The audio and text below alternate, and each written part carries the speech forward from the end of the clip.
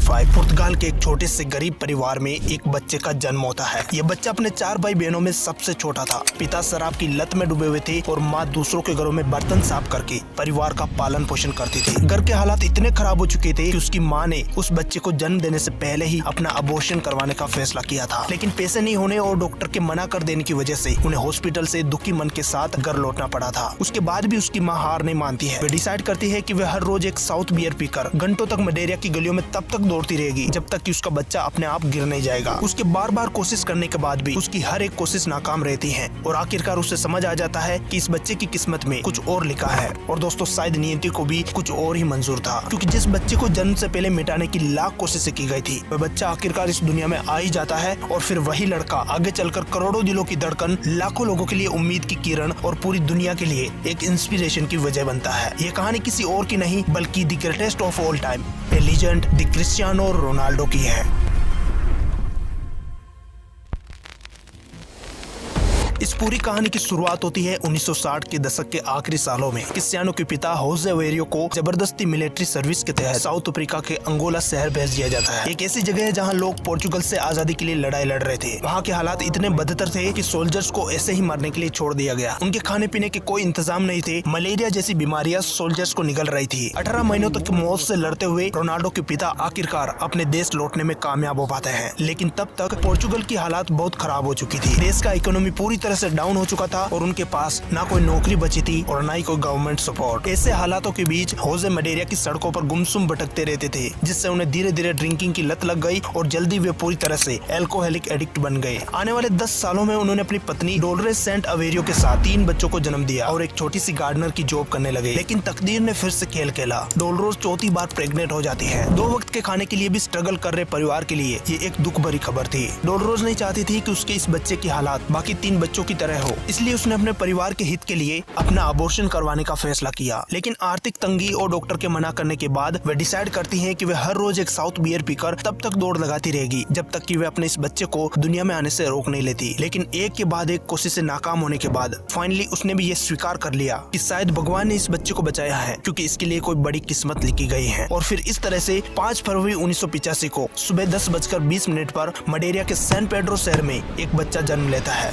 जिसका नाम पिता की पसंदीदा फिल्म अभिनेता रोनाल्ड रीगन के सम्मान में क्रिस्टियानो रोनाल्डो रखा जाता है। रोनाल्डो का बचपन बहुत ही गरीबी में बीता था। एक छोटा सा घर जिसमें बिजली तक नहीं थी। चारों भाई बहन टिन से बनी छत के नीचे एक रूम में रहते थे, जिसमें बरसात के दिनों में पानी टपकता था। रोनाल्डो का बचपन बाकी बच्चों से काफी अलग था। क्रिसमस पर उन्हें कोई गिफ्ट नहीं मिलता तो रोनाल्डो गली में फुटबॉल खेलने निकल जाते थे। बस यही चीज रोनाल्डो की जिंदगी में खुशियां लाती थी। फुटबॉल ही था जिसे वे खेलते हुए अपने सारे गमों को भुला जाते थे। जब उससे कोई बॉल छीन लेता या बाकी बच्चे उसके लेवल पर परफॉर्म नहीं कर पाते तो वे फ्रस्ट्रेट हो जाता था और कई बार तो वे मैदान पर गिरकर रोने लग जाता था। इसलिए फिर सब उसे क्राई बेबी कहकर पुकारने लगे। ऐसी कंडीशन से डील करने के लिए रोनाल्डो ने बाद में इतनी प्रैक्टिस कर ली थी कि जब बॉल रोनाल्डो के पास आती थी तो मैच सिर्फ गोलकीपर और रोनाल्डो के बीच ही चल रहा होता था। बाकी प्लेयर्स उसके पीछे पीछे भागते रहते थे। इस हैबिट की वजह से रोनाल्डो को आगे जाकर भी कई कोचेस से डांट भी पड़ती थी। रोनाल्डो के परिवार की आर्थिक स्थिति अच्छी नहीं थी, लेकिन फिर भी उनके माता पिता ने उनके ड्रीम्स को पूरा करने में हर तरह की कोशिश की थी और इसी वजह से उसके पेरेंट्स रोनाल्डो को मात्र 7 साल की उम्र में अपने शहर के एक लोकल क्लब एंडोरिना फुटबॉल क्लब में दाखिला दिलवा देते हैं, जहां उसके पिता यूथ टीम प्लेयर्स के लिए किटमैन का काम किया करते थे। वे इस क्लब के प्लेयर्स के जर्सी से लेकर उनके जूते, मोजे और बॉल का ख्याल रखते थे,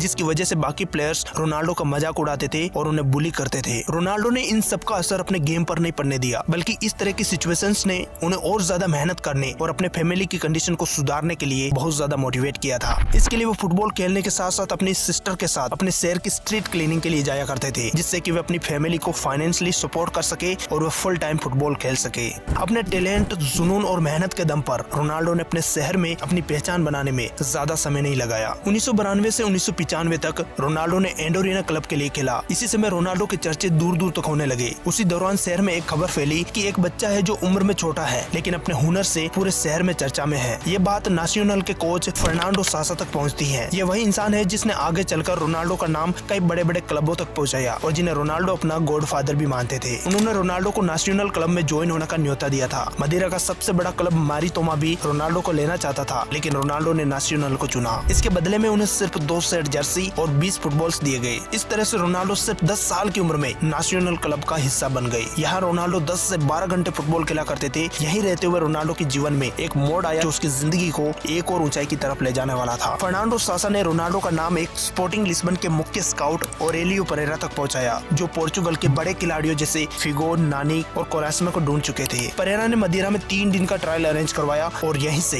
रोनाल्डो के जीवन का अनजान और सबसे महत्वपूर्ण सफर शुरू हुआ। शर्त यह थी कि जो बच्चा सबसे ज्यादा गोल करेगा उसे स्पोर्टिंग लिस्बन में शामिल किया जाएगा। और जैसा कि उसकी मां को पूरा विश्वास था, रोनाल्डो को 3 डेज ट्रायल्स के बाद उसे लिस्बन बुला दिया जाता है। और हाँ, उसे अगले ही दिन लिस्बन पहुंचना था। 12 साल का बच्चा अपनी मां के पास जाता है और उसे बताता है कि वे अपने और अपने परिवार के सपनों को पूरा करने के लिए अपने शहर को छोड़कर लिस्बन जाएगा और जल्दी वे एक महान खिलाड़ी बनेगा। ये पोर्चुगल का वही नेशनल क्लब था जहां खेलने का सपना रोनाल्डो और उसकी मां शुरू से देखते आए थे। अब उनका एक बहुत बड़ा ड्रीम पूरा होने के कगार पर था, क्योंकि जिस उम्र में बच्चे घर में बैठकर गेम खेलते हैं या जो इस उम्र में बेसिक नीड्स के लिए भी अपने पेरेंट्स पर डिपेंडेंट होते हैं, उस उम्र में रोनाल्डो पोर्चुगल के सबसे बड़े इंटरनेशनल क्लब के लिए चुने जा चुके थे और एक अनजान शहर में जाने के लिए तैयार थे। उसने बिना किसी चीज की परवाह किए अपने परिवार को अलविदा कहा और मात्र 12 साल की उम्र में अपने शहर से 967 किलोमीटर दूर लिस्बन आ गए। पहले ही दिन उसका टेस्ट लिया जाता है और ये पहली बार था जब उसने किसी को दिखाया था कि वह प्रेशर में कितना अच्छा परफॉर्म कर सकता है। उसने स्पोर्टिंग एकेडमी के खिलाड़ियों के बीच इतना शानदार प्रदर्शन किया था कि अगले पिच पर खेल रहे प्रो खिलाड़ी भी उसे देखने के लिए उधर आ गए। और जैसा कि उनकी मां को पूरा विश्वास था, उस टेस्ट के बाद रोनाल्डो को 1500 पाउंड में साइन इन कर लिया जाता है। लेकिन रोनाल्डो के लिए मुश्किलें बढ़ने वाली थी। इस उम्र में एक बच्चे के लिए घर से दूर रहना बहुत मुश्किल होता है। उसे होम सिकनेस की प्रॉब्लम थी, यानी घर परिवार और माहौल से दूर होने पर वह सैड और डिप्रेस फील करता था। उसे हमेशा अपने घर की याद सताती थी। इसके अलावा मदिरा से होने के कारण उसकी भाषा लिस्बन के लोगों से अलग थी। जब भी वह कुछ बोलने की कोशिश करता तो सब उसका मजाक उड़ाते थे। स्कूल में भी ऐसा ही होता था। उसके दोस्त और टीचर्स उसकी भाषा बोलने के तरीके और गरीबी का मजाक उड़ाते थे। वह क्लास टाइम में भी अक्सर फुटबॉल ही खेला करता था, जो कि उसके टीचर्स को बिल्कुल भी पसंद नहीं था। एक दिन उसके एक टीचर ने उसकी गरीबी का मजाक उड़ाते हुए रोनाल्डो से कहा कि फुटबॉल से उसका कुछ नहीं हो सकता, वह गरीब घर में पैदा हुआ था और गरीबी रह जाएगा। रोनाल्डो को यह बात इतनी बुरी लगी कि उसने गुस्से में आकर अपने टीचर पर कुर्सी फेंक दी और उसे स्कूल से निकाल दिया गया। रोनाल्डो हर दिन ग्राउंड से आकर कमरे में तकिए के नीचे मुंह छिपाकर घंटों तक रोता था। देर रात तक अकेला बैठता था और उसे हमेशा अपने माता पिता की याद सताती थी। हालात इतने बिगड़ गए कि उसने सब कुछ छोड़कर अपने घर लौटने का फैसला कर लिया। कुछ समय घर रहने के बाद उसे समझ आया कि उसका सपना सिर्फ फुटबॉल खेलना है। उसके माता पिता भी इतना संघर्ष सिर्फ इसलिए कर रहे हैं ताकि वह फुटबॉल में अपना नाम कमा सके और उनके सपने पूरे कर सके। उसे अपने टीचर की बात भी याद आई कि वह फुटबॉल खेलकर कुछ नहीं कर पाएगा और हमेशा गरीब ही रह जाएगा। इन सब बातों की वजह से रोनाल्डो से रहा नहीं गया और फुटबॉल के प्रति उसका प्यार उसे वापस लिस्बन खींच ले आया। अब उसका पूरा फोकस सिर्फ और सिर्फ फुटबॉल खेलने पर था। उसे समझ आ गया था कि अगर वह फुटबॉल नहीं खेलेगा तो वह कुछ भी नहीं कर पाएगा। इसलिए वह पहले से कई ज्यादा मेहनती, धैर्यवान और समर्पित हो गया। अब सब कुछ ठीक होने ही लगा था कि रोनाल्डो की लाइफ में एक और बड़ी मुश्किल आती है। जब वे मैच खेलकर या ट्रेनिंग के बाद आराम कर रहे होते थे, तब उनका दिल एक आम इंसान की तुलना से बहुत ज्यादा तेजी से धड़कता था। जब उनकी जांच कराई गई तो पता चला कि रोनाल्डो को टेकीकार्डिया नाम की दिल की बीमारी है और इसके लिए उन्हें एक जरूरी और खतरनाक सर्जरी करानी पड़ेगी और शायद जिसके बाद वे कभी भी फुटबॉल नहीं खेल पाएंगे। लेकिन सिर्फ 14 साल के इस लड़के ने फैसला किया और एक हफ्ते के अंदर सर्जरी करवाई और मैदान पर लौट आया। उनका ये जुनून और फुटबॉल के लिए प्यार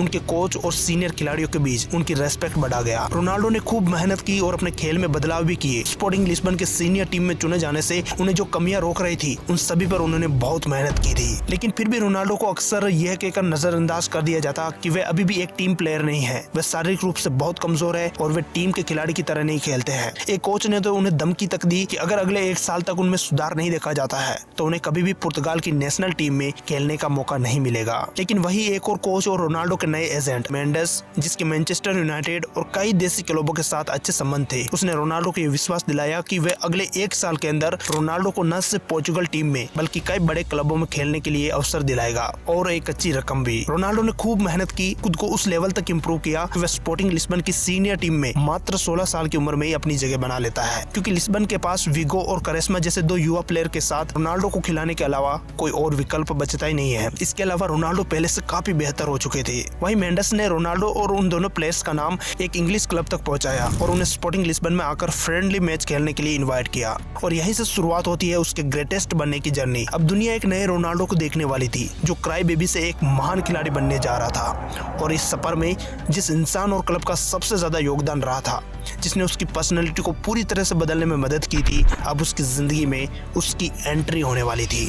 7 अगस्त 2003 मैनचेस्टर यूनाइटेड की टीम पोर्चुगल आती है स्पोर्टिंग सीपी के साथ एक फ्रेंडली मैच खेलने के लिए। दोनों टीम के फैंस से स्टेडियम खचाखच भरा हुआ था। मैनचेस्टर उस समय में भी फुटबॉल की दुनिया में एक जाना माना इंटरनेशनल क्लब था, जिनके लीडर सर एलेक्स फर्ग्यूसन थे। तो वही टीम में एक से बढ़कर एक टैलेंटेड प्लेयर्स भरे पड़े थे। लेकिन उस रात मैच शुरू होने के मात्र कुछ मिनटों के अंदर रोनाल्डो ने पूरी दुनिया को यह बता दिया कि फुटबॉल जगत में एक लेजेंड की एंट्री हो चुकी है। यूनाइटेड के प्लेयर्स सिर्फ डिपेंड करते ही रह गए और वे धुरंधर डिफेंडर्स को चकमा देकर बिजली की रफ्तार से गोलकीपर की ओर बढ़ रहा था। उसकी जबरदस्त ड्रिबलिंग, हाई जंप के साथ हेड शॉट और फास्ट स्पीड ने दुनिया भर के कोचेज और प्लेयर्स को हैरान होने पर मजबूर कर दिया था। 90 मिनट के मैच में सिर्फ रोनाल्डो की चर्चा चली और 3 मेन प्लेयर्स के दम पर स्पोर्टिंग सीपी पहली बार यूनाइटेड को हराकर ये मैच जीत जाती है। मैच खत्म होने के तुरंत बाद मैनचेस्टर यूनाइटेड के सभी प्लेयर्स सर एलेक्स फर्ग्यूसन के पास जाते हैं और अपने कोच से रोनाल्डो को अपनी टीम में शामिल करने की मांग करने लगते हैं। वे इस मौके को नहीं चूकना चाहते थे क्योंकि बार्सिलोना और कई बड़े क्लबों की नजर रोनाल्डो पर ऑलरेडी पड़ चुकी थी।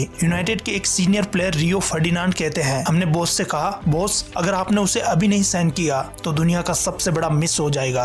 एलेक्स भी अपनी टीम में उबलता हुआ खून देखना चाहते थे, इसलिए एलेक्स बिना किसी देरी के इंग्लैंड में बैठे अपने क्लब के असिस्टेंट मैनेजर से कॉल पर बात करते हैं और रोनाल्डो को एक शानदार रकम यानी $200 मिलियन के साथ अपनी टीम में शामिल होने का ऑफर फेस करते हैं। ये रकम किसी भी यंग टीनेज प्लेयर को दी गई अब तक की सबसे बड़ी रकम थी और इस तरह से रोनाल्डो ने इंटरनेशनल फुटबॉल क्लब में अपनी एंट्री मार ली। एक गरीब मालिक का बेटा जिसके माता पिता ने उसे बहुत मुश्किल से खिला पिला कर बड़ा किया और उसके ड्रीम को पूरा करने के लिए अपना सब कुछ दांव पर लगा दिया था, वह एक ही रात में सबसे यंगेस्ट रिच प्लेयर बन गया था। सर एलेक्स ने एक इंटरव्यू में कहा कि मैंने उसकी आंखों में एक भूख और एक जिद देखी। यह प्लेयर मेरे अब तक के अनुभव में सबसे अलग था। उसके अंदर फुटबॉल को लेकर सबसे अलग जुनून था और अंदर ज्वाला भरी हुई थी जिसने उसे कभी भी कम में संतुष्ट नहीं होने दिया। मैनचेस्टर में आते ही रोनाल्डो ने जर्सी नंबर 28 की मांग की थी जो कि स्पोर्टिंग क्लब में उसे मिली थी, लेकिन सर एलेक्स फर्ग्यूसन ने उसे नंबर 7 की जर्सी दी। यह नंबर क्लब में बहुत खास माना जाता था क्योंकि इससे पहले जॉर्ज बेस्ट, ब्रायन रॉबसन और हाल ही में डेविड वेकहम जैसे महान खिलाड़ियों ने पहना था। फर्ग्यूसन जानते थे कि रोनाल्डो ये जिम्मेदारी अच्छे से निभा सकते हैं, इसलिए वे रोनाल्डो को इसके लिए तैयार करने में लग जाते हैं।